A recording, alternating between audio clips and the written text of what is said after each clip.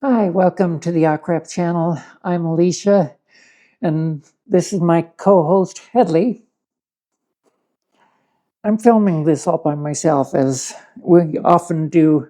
Both Liz and I often end up recording ourselves because we're a small channel. So, say goodbye, Hedley. I woke up this morning with thoughts of having a casual breakfast, getting dressed, getting a shower, then getting dressed, wash my hair, but something came to my attention that just really, frankly, has me very pissed, very upset. So that was my intention. I was going to finish some work on some scripts. I was going to take a shower, get ready to record it myself. Here I'm recording a video ad hoc that just really, really, really pissed me off.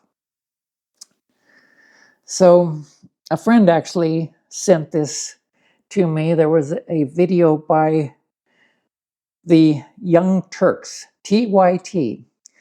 Now they tend to be a somewhat progressive channel, I guess very progressive in some ways. And occasionally I would find their reports useful on world events, on a different perspective on things that were happening. This time, in a video yesterday, they decided to mock somebody. The person that they mocked was a New York Times columnist, an educated woman who wrote an article on how she became a victim to a scam. The title of the article is "The Day I Put $50,000 in a Shoebox and Handed It to a Stranger. I never thought I was the kind of person to fall for a scam." If you've paid attention to any of the videos that we've posted so far on scams, you know that it isn't a type of person. Anyone can fall victim to a scam, anyone.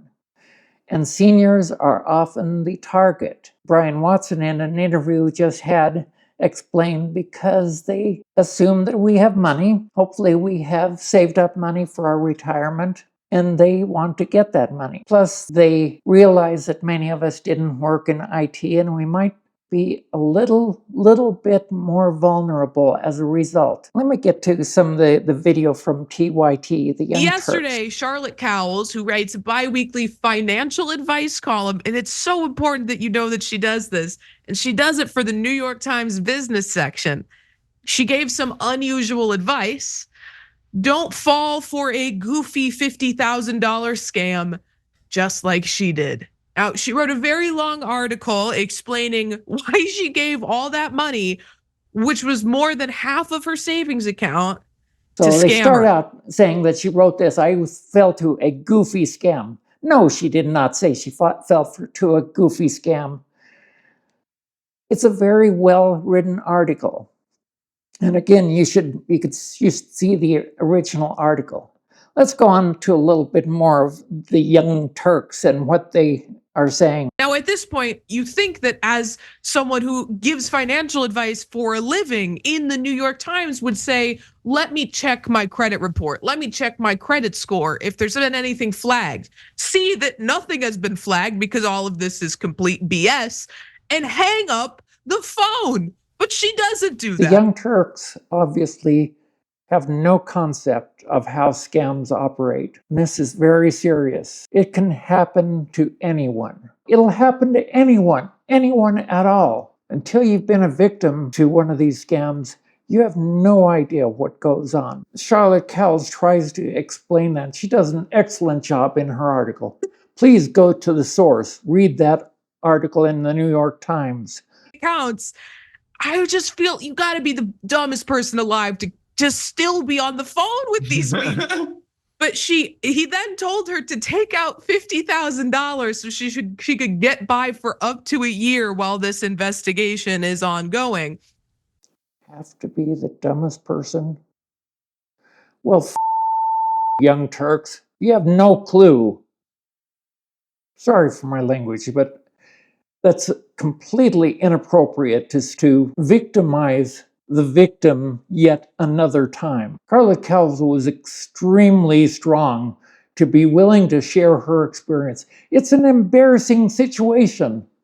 And typically, it's very, very hard to admit. She went to the bank, took out $50,000, put it in a shoebox, and put it in the back seat of a vehicle and walked back inside. This woman gives financial advice for a living. And the entire gist of the piece was she was trying to justify to herself why she fell victim to this scam. She was essentially trying to, She was not trying to justify it to herself.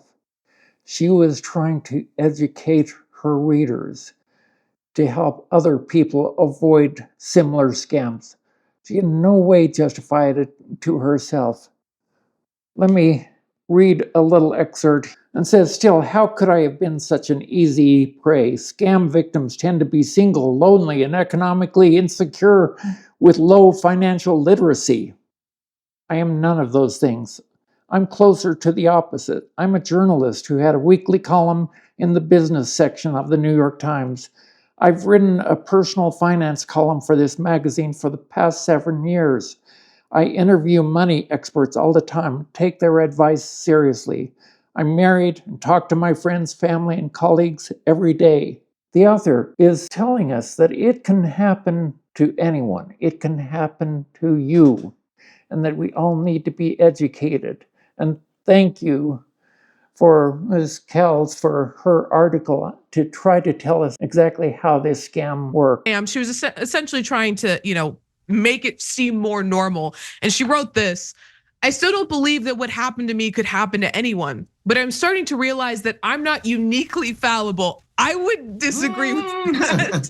She said, I have to accept that someone waged psychological warfare on me and I lost. For now, I just don't answer my phone. Girl, you could have started with that. Or at any time during this psychological warfare, you could have hung up. And then this guy in the same video, he's considered one of the main journalists on the Young Turk. I'm really questioning them as a journalistic source. She used to write at Politico. She went to Columbia. And I tell you that because it goes to the main point. We're told by people in power that the people in mainstream media are so smart.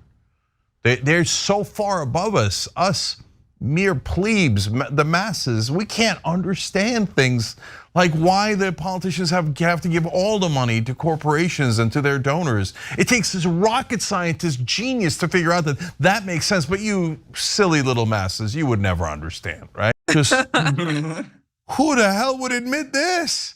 Okay, for real. So I give her credit for honesty. I'm trying to sit here and figure out what the hell she was high on when she did that, because it was like there was just stuff that just wasn't, like dots weren't connecting. As you can tell, I'm really upset about this. I'm fuming. I left comments in their comment section. They deleted one already, I could tell. They don't want to hear the other side. But she's honest.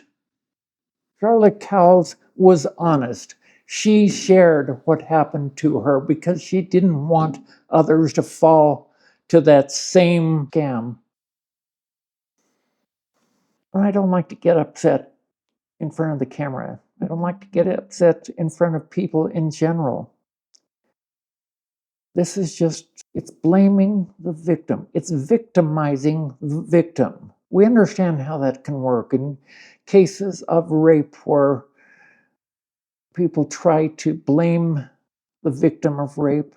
This is the same thing. This woman has been publicly raped and she admitted it. She told what happened. And now this channel decides to rape her again. I welcome you all to follow the channel. We normally don't talk about some such heady stuff. We just want you, especially seniors, but anyone who cares about seniors, if you are a person in your 40s or 50s and you have a parent who is alive, who could benefit from what we share, we welcome you to join and for you to share this with them. Thanks.